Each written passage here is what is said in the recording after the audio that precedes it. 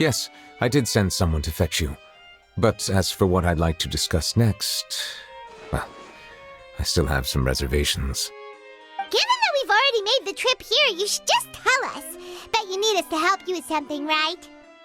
I do indeed have something I'd like to ask you to do. However, you should wait until after I tell you the details, then decide for yourselves whether you'd like to help or not. The situation is this.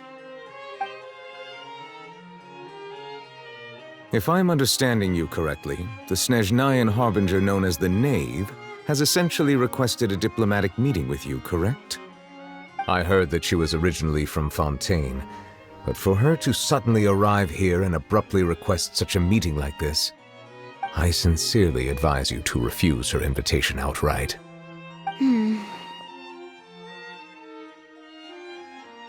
I'm sure you're aware that her purpose is most likely related to Child's recent predicament. We convicted one of the Snezhnayan harbingers in a court of law, but we have yet to provide any form of detailed report on the matter. This does indeed provide an opportunity for Snezhnaya to put pressure on us. I believe we should adopt an evasive stance until we can provide a proper explanation and have a preliminary plan on how to deal with the matter. No, we shouldn't. I think we should agree to the meeting. Oh? Well, you see, we are the ones that owe an explanation. If we keep putting off the meeting, it could easily result in the problem escalating, right? It's like a fight between two friends. If they don't agree to see each other and talk in person, isn't it possible that the friendship could end entirely? Though diplomatic relations between Fontaine and Snezhnaya could be considered as friendly, it is only superficially so. You wouldn't go so far as to say that our nations are... It was just an analogy. An analogy, okay? Moreover, even if we were to talk in person, if we don't have sufficient information prepared, it is quite possible the result wouldn't be restored relations, but a complete falling out. I don't think we should overthink those possibilities yet. Even if the logic of the divine is not immediately apparent, its wisdom will only be revealed with time. Besides, you'll be at the meeting. If any problems do pop up, you'll have no problem navigating them. I must clarify that interacting and communicating with people outside of court is not my cup of tea. It seems you think too much of me. But more importantly, when did I agree to join the meeting with you? You mean you won't come? No, that won't do. I can't go to the meeting alone. You have to accompany me. I must take you with me. Lady Farina, could there be something else regarding this matter that is being kept from me? No, not at all.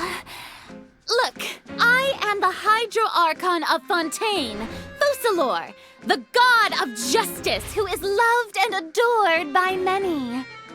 So I only hope that justice will be served in this matter. Don't overthink it. I'll go find someone to arrange the meeting.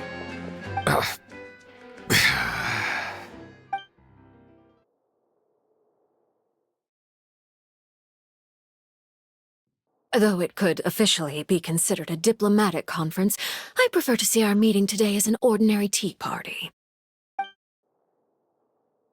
I assume you see it the same way, Miss Farina?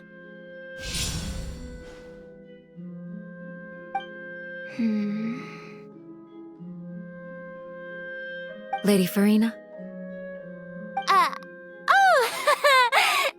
Yes, that's right. Just like you said, a tea party. I should thank you for providing the pastries. They look delectable. To make this tea party even more lively, I've invited someone else to join us today. It's a pleasure to meet you, Monsieur Neuvillette. I was born in Fontaine, so naturally, there's no need to introduce the nation's revered Eudex to me. Hello. The pleasure is also mine. First, I would like to thank the two of you. I'm often away on business outside of Fontaine, and I'm told that the children of the House of the Hearth have been well taken care of by you.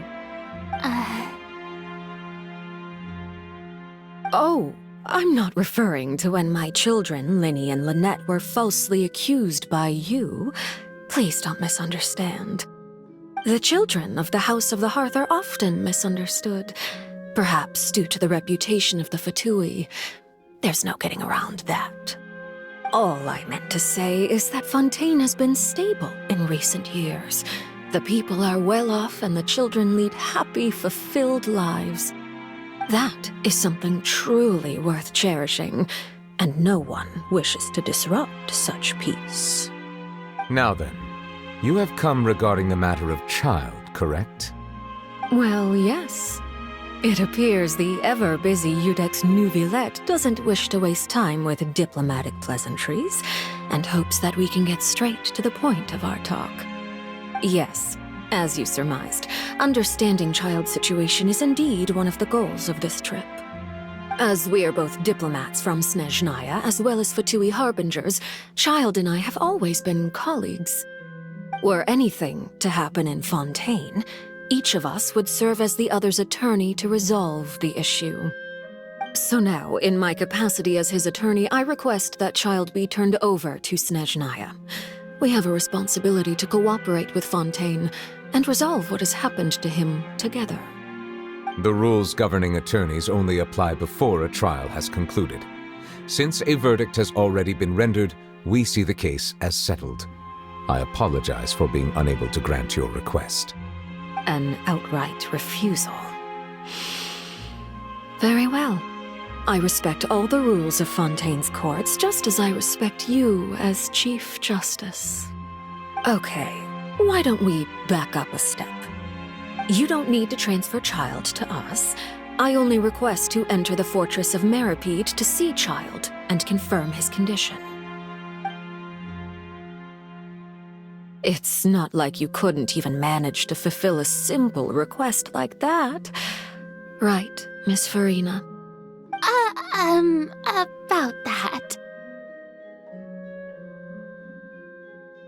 The fortress of Meripede has always been completely autonomous. Even we have no authority to interfere there, and diplomatic issues do not suffice as an excuse.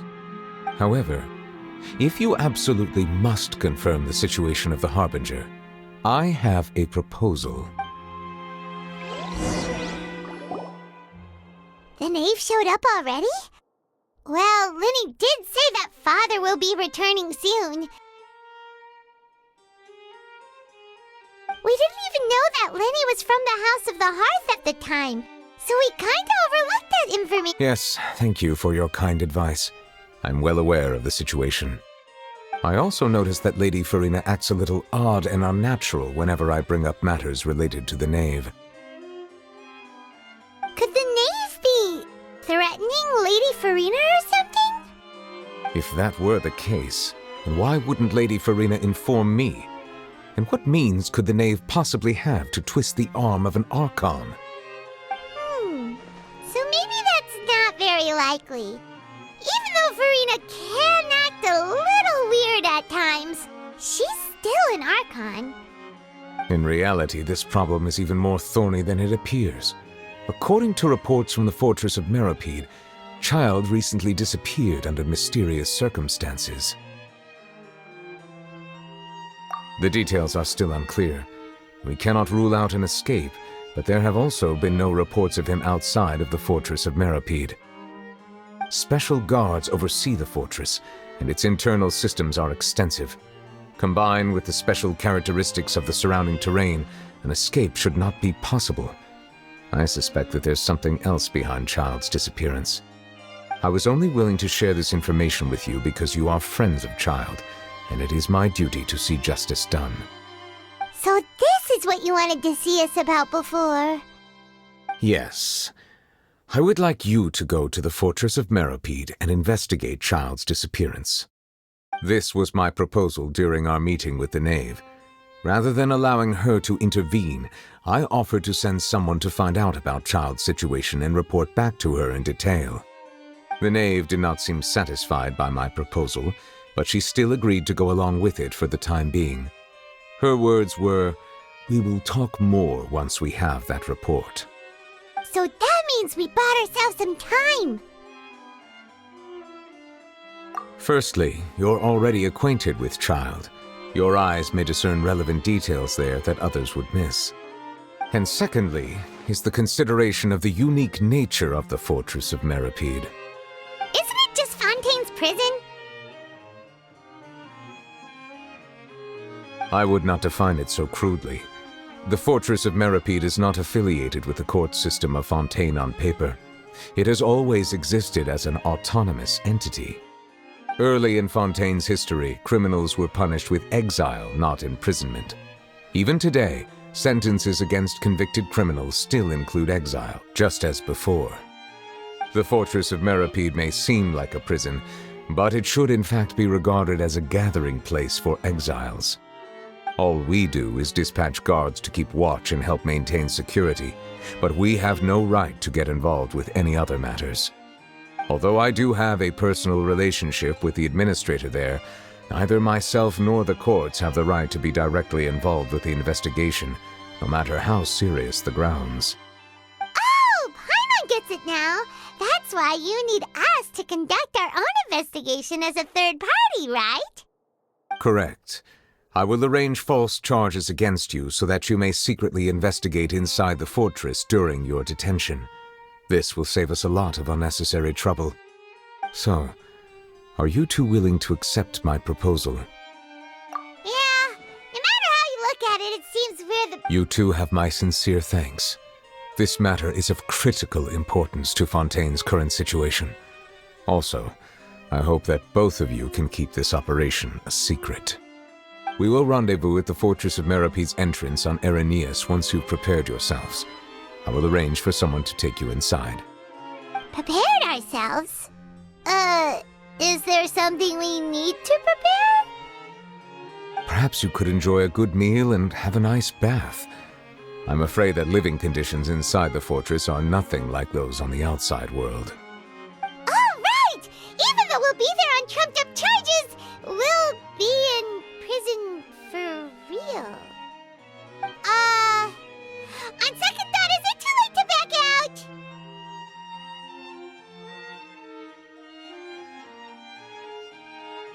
Please do not worry.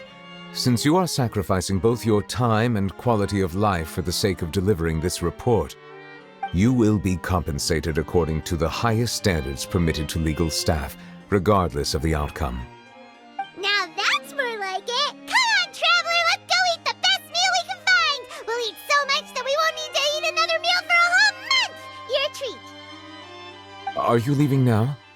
In that case, please take this cake as a token of my personal gratitude.